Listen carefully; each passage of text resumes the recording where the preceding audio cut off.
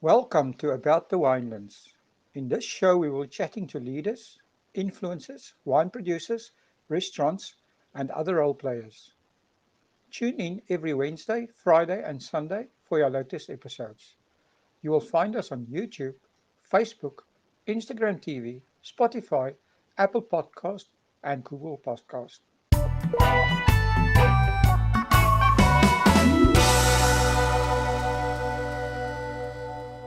Good day, everyone, and welcome to About the Winelands. Today I'm talking to Lourens Relihan. Lourens is the marketing manager at Darling Cellars. Hello, Lourens. How are you? Hi, well, I'm good and you? I'm good. I'm good. How are you coping with the current situation? Everything well? Yes, yeah, well, in the lockdown, I think it's difficult for anyone and everyone. I'm working from home, so I've been here since the lockdown. Um, we did open, so we can export since Monday, so we've got quite a few exports going out. And production's also started, so at least there's some light in the end of the tunnel. But I think it's a challenging period, and yeah, I think going ahead is going to be difficult as well. So, but be positive, and we'll get through it. So, yeah. I'm sure we all will. So tell us, Yes. Lourens, how did you get involved in the wine industry and what is your background? I grew up in Paul, so basically I grew up in the Winelands. And my father and mother, they used to drink some wine, and obviously I was introduced to wine. Um, well, growing up in Nepal, and I know a lot of farmers there in Nepal. Most of them, obviously, they delivered to KWV and Nederburg at that stage. It was quite Hmm. some time back. But yes, so I grew up in the Winelands, and I went studying in Stellenbosch and Cape Town, and I did some courses in management and retailing and marketing. After that, I went to Europe and I traveled, and most of the time I stayed in France for about 9 months, and obviously drank quite a lot of wine there. Awesome. Where in But France did you stay? I stayed mostly in Paris, and then we basically we hitchhiked. I didn't work. We were just I was just after I studied, so I was just having some Awesome. fun. And yeah, I was very interested in going to France. And yeah, it learned me quite a lot of things, and obviously from wines as well. And we hitchhiked basically through France and stayed at places and stayed with people and on beaches and whatever, as you do in that stage. Those when you were young, like 20 years old. I think nowadays you can't do that anymore. But yeah. So anyway, so I came back, and that was just after the '94. So when the South Africa had the new democratic government. So I was looking for a job, and I found a job in the wine industry, which is basically I worked for a liquor store, and then after that I worked for wine farms. I started at Boland Kelder, Boland Cellars now these days in Paul, and from there I went to Tolbach Winery, and now I'm at Darling Cellars. So yeah, it's basically in Awesome. short how I got involved in the wine industry. Do you actually live in Darling or do you drive through to the cellar? No, I stayed in Rebecca still, so I've Okay. gone back to my. Yeah, my wife works in Franschhoek, so we need to have a midway somewhere. So it's either Wellington, Rebecca Steel, Hermon, or Malmesbury. And we quite like Rebecca Steel, so I also got married here a few years back ago. Okay. But I like the quiet. It's nice and quiet if you want it, and if it can quite get quite busy during weekends if you want it. So you can do, and it's close. You're close Mm. to airport, close to the city. Half an hour's drive to work, so it's not that busy. Only traffic is a few sheep and cows maybe in the road somewhere, but otherwise it's all no, it's all good. So, Darling Cellars, can you tell us, give us a bit of history? Our listeners would be interested to hear what the history of Darling Cellars would be. Yes, Darling. Well, we situated about 80 kilometers from Cape Town, in between Darling, the town Darling and Malmesbury. So it takes about 45 minutes to drive from the airport to there, so that's not that far. We established in 1994 as a Mammerweg co-op cellar. And then we changed to a company in 1996, and that's where the name Darling Cellars came from, Darling Cellars Pty Limited. We nowadays we have around 18 shareholders, about 900 hectares, 75% red, 25% white. We harvest wine of Orange and Darling, about 5,500 tons, and then we do buy in from other areas that we use for contract packaging. So in total, we can do about 10,000 tons. The cellar can do about 10,000 tons. Oh, that's quite big. Yeah, we're medium sized. There's cellars that do double and triple and quadruple that. So we in the middle. We're the biggest in our area. In Wine of Orange and Darling, we're the biggest there. There's only four or five wineries in Wine of Orange and Darling, which makes us quite unique. There's not a lot of people that can say Wine of Orange and Darling. So, the whole area is renowned for obviously for Sauvignon Blanc and for Shiraz. And then, the past few years, we moved into some nice Chenin Blancs and some nice Pinotages. So it's a nice, quite diverse, And most of about 90% of the wines is dryland and bush wines, which also made it a little bit different. So yeah. So interesting. You said that you moved from a cooperative to a company setup. I assume that you Yes. still basically have almost like a cooperative type of structure. In other words, your shareholders will basically still be the original producers or the producers delivering at your cellar would be the major shareholders, Yes. right? Okay. Yes. Yeah. Okay. And of the shareholders, you have that 80%, 20% kind of ratio. So Yeah. 20% of the shareholders will deliver probably 80% of the grapes that we get in. But yeah, it's Amazing how that always works, right? So I see you yeah. have I see you guys have a tasting room. So obviously open to visitors. So what can a guest experience when they come to your tasting room? Our tasting room, we've upgraded our tasting room. We continuously upgrading our tasting room as we go along. So we've got all our wines basically for taste, from the top range down to the entry level range. We do serve light lunches. Not a big menu, but we're not a restaurant. But you can have cheese platters, and you can have choices of 2 or 3 sometimes. Christine, our girl who's handling the sales at the cellar door, she will, like on a Wednesday, she'll have special meals, fish and chips, or she will have, and she will advertise on Facebook and all social media, and you must book pre-ahead, and that was quite popular. So we'll have stews maybe in the winter, and we'll have soups and all those kind of things. And then sometimes we'll have wine pairings with that. We had a sushi and MCC wine pairing some time back. So all of that, and then obviously we have an outside tent where you can sit under the tent. It's raining, or if it's cold, or if it's sun. We can do cellar tours, but that's only an appointment. For tasting, you don't have to make an appointment. I think it's 20 Rand for 5 wines to taste. And if you buy something, then we waive the tasting fee. So come and join us. From my perspective, Darling is an interesting place to visit, but it's a bit off the beaten track of your traditional wine route. So, do you actually are most of your visitors locals, or do you get international tourists as well? Are you part of a wine route in that area? Well, you don't have a specific wine route. The wine route is Darling wine route. But at this stage, it's not 100% going. But we do work with each other. So we work with the other farms, and we do have international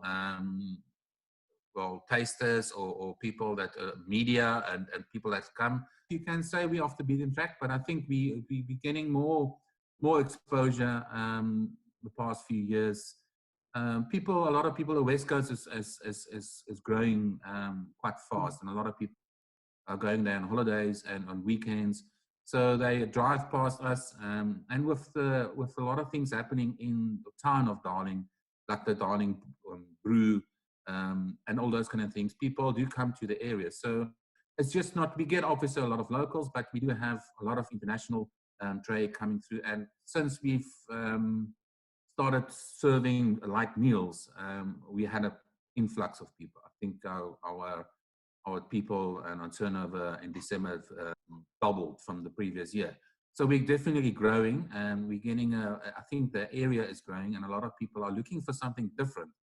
I think a lot of people know Stellenbosch, they know Franschhoek and all the other wine areas. And being so close to the Swartland as well, a lot of people are coming through, and maybe on their way to somewhere else, but they'll drive past us and they'll stop and come in. So yes, we do have not the masses obviously that you get into Franschhoek and Stellenbosch, but maybe it's a nice thing just to go if you want to chill a little bit more and get some wines from different areas, different tastes. It's also good. Excellent. So, if I understand correctly, your cellar also provides bottling and labeling services, or a range of services to clients besides your producers that are delivering. Am I right if I say this? Can you expand on this a bit more? Yes, yeah, we do. We do have, well, winemaking, we offer lots of services. So we make wines for other wineries, or we also bottle. We've got our own bottling plant that we do 750 ml glass. And we do have bag and box lines that we do bag and box for contract packaging, for export or local, doesn't matter. So we do provide that services. We also provide, basically we can be a one-stop shop. So we can make the wine, we can bottle, label everything, and we can ship it from our premises for export. So Okay. yes, we offer all that services. And yeah, we also IFS and BRC accredited, Vita, all our farmers are Vita accredited. So that helps for all the exports. And we also, as a seller, we are fair trade accredited. So we can do all those services as well. So, who would your largest clients be? Would it be people that maybe want to build a wine brand but don't have their own wine estate, or maybe supermarkets that want to do their own in-house labels or something like that? Or who would the typical clients be? Well, it's both. It's all of them above, and Okay. so it depends on what are your depends on. So we do contract packaging for a company in Denmark, Amca, who is our biggest client basically. So we do packaging for them. Plus, we do obviously sell our own labels to them as well. That's We awesome. have retailers that we do brands for. One of them is Co-op in the UK that we do the Chenin Blanc. Oh, It's our, I've actually seen that one before at the co-op, so that's yes, interesting. yeah, Yeah, yeah, I didn't even yeah, know that. yeah. So yeah, so we do got, and we obviously do local as well. We supply to some other wineries and for their brands, and which they export and all those kind of things. So yeah, we're quite diverse. So we're open for basically anything. Okay, that's interesting. So, I mean, further than this, you're saying, and this, you're making your own label as well, and you obviously have your own vineyards. So, tell us a bit more about your own wines and also the winemaking philosophy at Darling. Okay, so yeah, so we've got quite a few cultivars that we grow in Lourens. We've got about 10 different white and about 16 different red cultivars that we can use.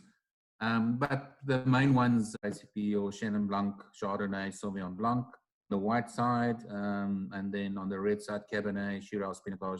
We've got some nice Cinsault, yeah, then old Merlot, and then obviously Grenache and all the kind of different reds. So we work in tiers.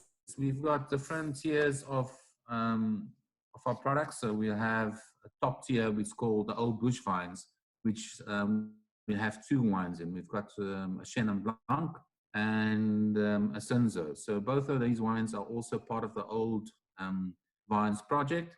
So the vineyards needs to be 35 years or older. So that's a project we started about 3 years ago, because we had this vineyards that's 40 years and older, and obviously the yields on these wines are very low, and to try and protect them and to keep them in the ground, we need to make wines of that and obviously sell at a higher price so that we can pay our the farmers a little bit more money. So otherwise, it's not financially viable for them. So we've got those. That's basically our top range of the old bush wines. Then we have a heritage range, which brings back the heritage of the whole area of Darling. So it's we've got a Sir Charles Darling. He was actually the governor of Cape Town, and in the late 1600s, and the town of Darling was named after him.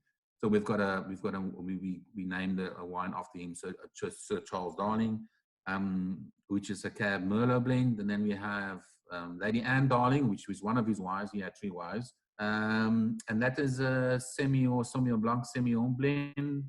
And then we have a Lime Kilns. Lime Kilns is at the heritage sites on your way to Azerfontein. You'll find it's they used to make the lime that they paint the white houses on the west coast. So there's kilns that they burn the shells, the white shells, to make this white powder to paint. So that's the other label.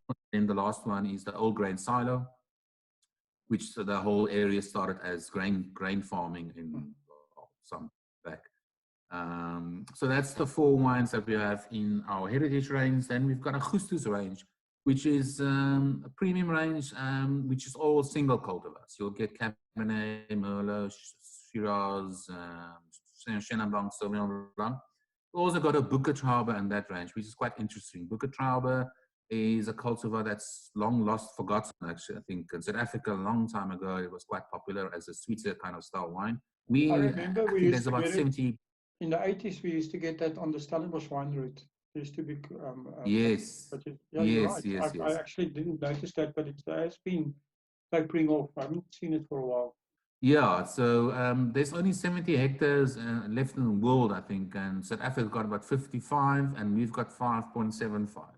So it's Wow. quite a unique, very scarce cultivar, and so we make a dry Bukkentraube and we sell it under the Gustus brand, which is very popular, and won a gold at Mundus Vini in Germany last year as well.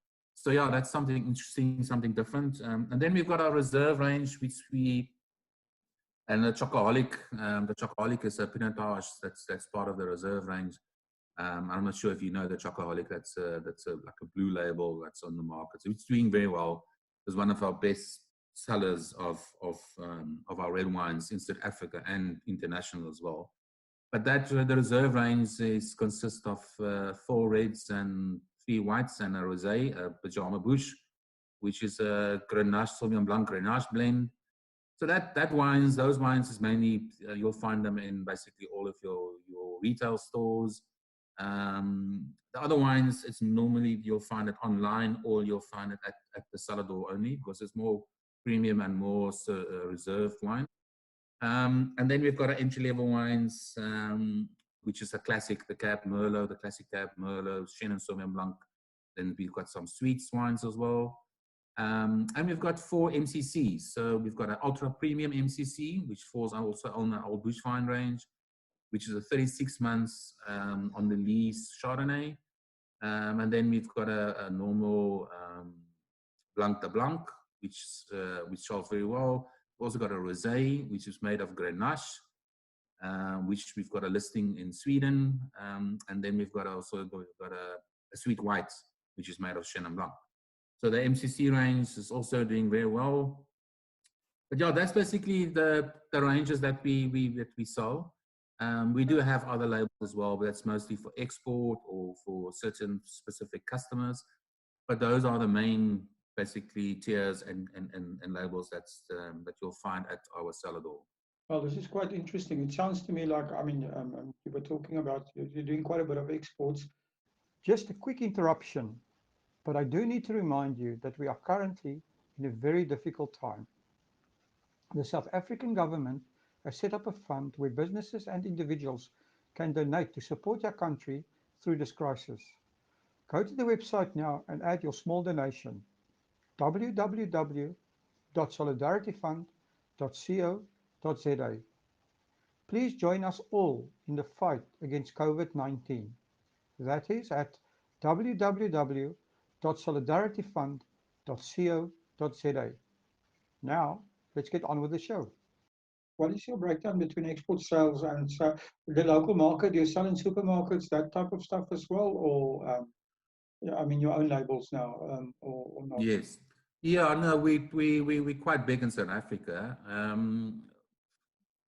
Think about the end of last year, Nielsen figures, we were in the top 20 of brands in South Africa. So we sell to all the major retailers, restaurants, independents. So all our distribution in South Africa is done by Vinimark, who is our agent, who's doing all the distribution. So yes, so we are quite well represented in South African markets.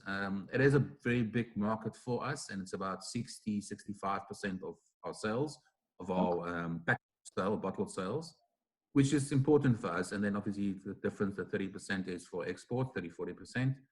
But that's only for our bottled wines. The bag and box wines, we don't do that in South Africa, but we do export that.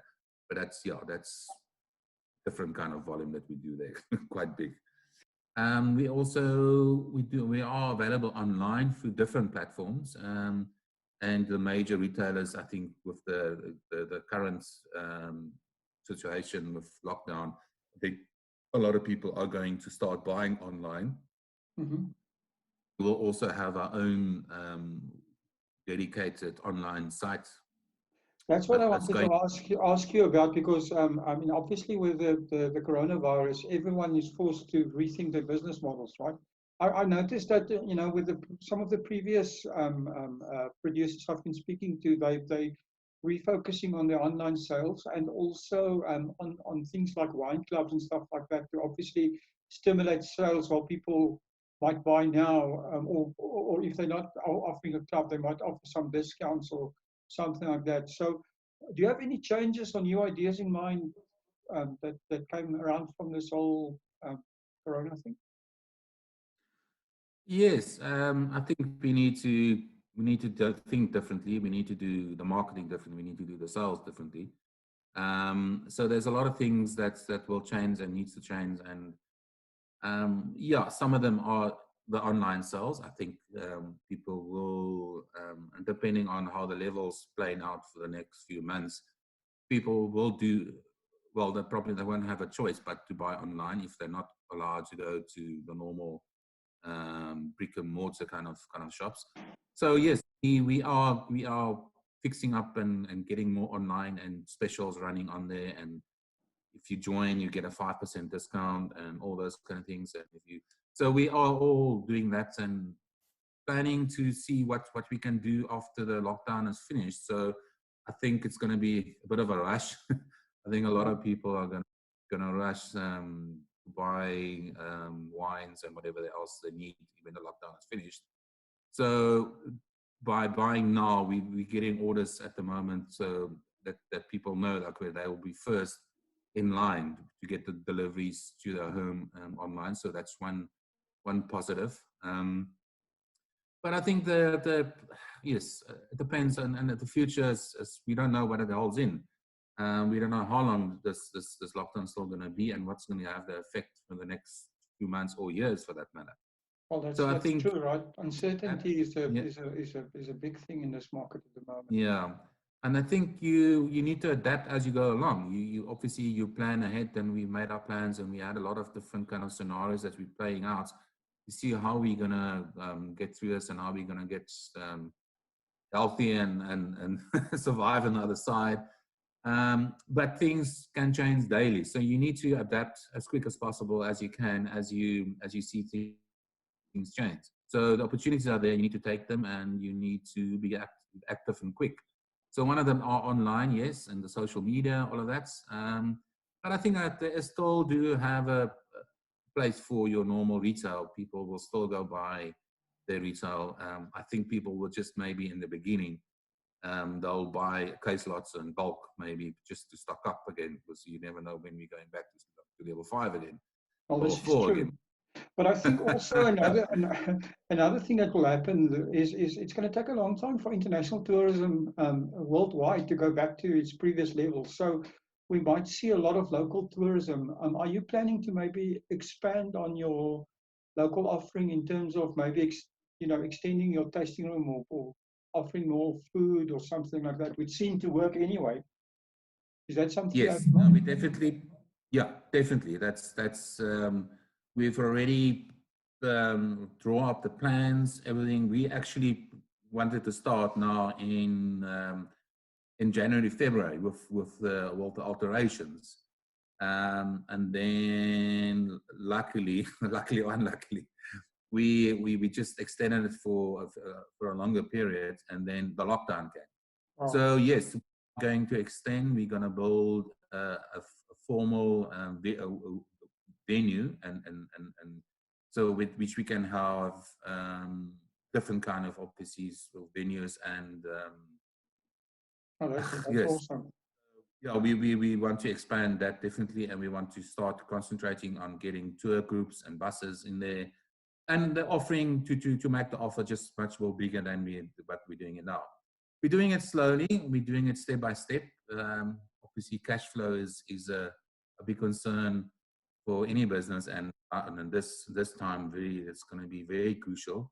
So you need to just have to plan carefully and how you're going to spend your money and how, yeah, going It's ahead. interesting, So now that you say all of this, in terms of marketing, and you're a marketing guy, so you would know this, is I read some interesting statistics the other day about, brands that kept on marketing during difficult times, during recessions, that this study was done from the Great Depression through the World Wars and everything. And one thing they noticed is that people that kept on advertising and kept on pushing their brand actually outperformed the peers that cut their cost, the marketing budgets, actually by a wide margin over time, because that brands tend to stay in people's head. And I think the guys that are doing a lot of, people are doing these online tastings and stuff like that to keep their brands in people's minds. I think that is quite a clever thing to do. I'm not sure what your feeling is on that.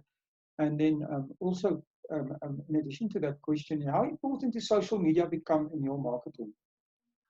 yeah, I think if you can keep on, it's definitely. I think it's a definitely advantage if you can keep up the marketing. And one thing is, I think it's look, it's debatable, but um, if you do a lot of marketing now and you do a lot of advertising and all thing, but you can't buy the wines. I'm not, you know, you see, it's obviously you have the brand awareness and people know about you and all things. Yes, it's fine.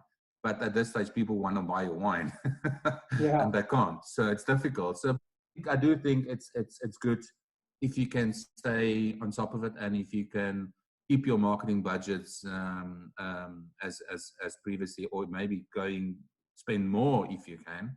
There will definitely be advantage on the other side, but it's difficult to do that, and obviously each company will have to see what he can do and can't do. Social media, yes, social media is becoming more and more part of our life.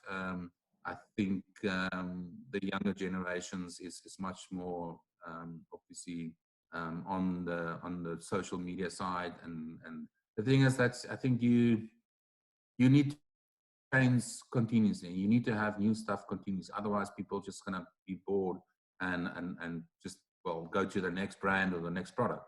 It's a constant fight I for think the attention on older, social media, unfortunately.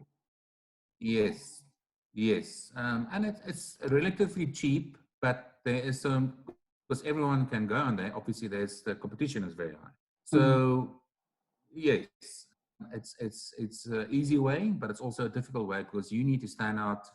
Not only brands in Africa, but brands worldwide. So because everyone's got a platform, everyone can do that. So it's yeah, you need to know what you're doing, and we are doing it, and we've got an agency that's doing our social media. So we try to upgrade and adapt that so as we go along. But I think yeah, part of that's obviously going to the online wine sales, and we'll be live from tomorrow. I think from our website to buy. And obviously, we can only deliver once the lockdown is finished. But yes, your chance now, Lourens. What is the special that your listeners can get on your online site from tomorrow? Well, if you join as a if you join as a member, then you get automatically 5% discount. Okay. So that will be from tomorrow. I don't think, well, probably after 12 o'clock from tomorrow, Friday. If you go on our website, there's a buy button, and if you go there, we go to our wine shop. And if you register as a member, then you automatically get 5% discount. And there's this if you buy continuously, then you get to become a gold member, and you get to automatically 10% discount. So there's certain stages that you can go through. So and then if you buy more than 1,500 rands worth of wines, then your delivery is for free. So there's all different kind of advantages that you can take during the lockdown. Well, I'm telling you what, if I'm a wine buyer, I'm definitely going to spend more than 1,500 rand, because what happens if we go into lockdown again? Never, don't want to take that chance exactly, again. Right? Yeah. So, in your wine journey, Lourens, what is the most important thing that you've learned? Yeah, well, I've traveled quite a bit, and extensively in the world, from Asia to Europe and Africa and all over. So it's very interesting to see how the different cultures, how they operate, and obviously food wise and social wise, all those kind of things. But obviously my main thing is the wine, and how do people drink wines, and why did I drink wine? So that's also very interesting for me, and that's what keep me going is the wine. And the wine is a living thing. Wine is changing and adapting every day from different worlds. China is making a lot of wine. What I've tasted is not great, but I'm sure they'll get better. But yeah, I think the one thing is just the wine is something that brings people together. It's a social environment, hence the lockdown, that we have to stay away from each other. But definitely, if you travel and you see people all over the world, different kind of backgrounds, different religions, all over. The one thing I would say is just be honest in what you're doing. The rest will come off. So if you just be honest about your wines, and communication, that's a big thing. Talk to people and be honest to what you do and be true to yourself. So I think that's basically what I'll take from this. Okay, awesome. So, okay, my last question for you is: can you give us your very own or your favorite wine quote? Yeah, I don't have a quote for my own. But yeah, I think one quote is, well, it's not a quote, but maybe it says, if you're new to the wine, or you don't know wine, or you've known wine for a long time, I think one big thing is, don't let other people influence you.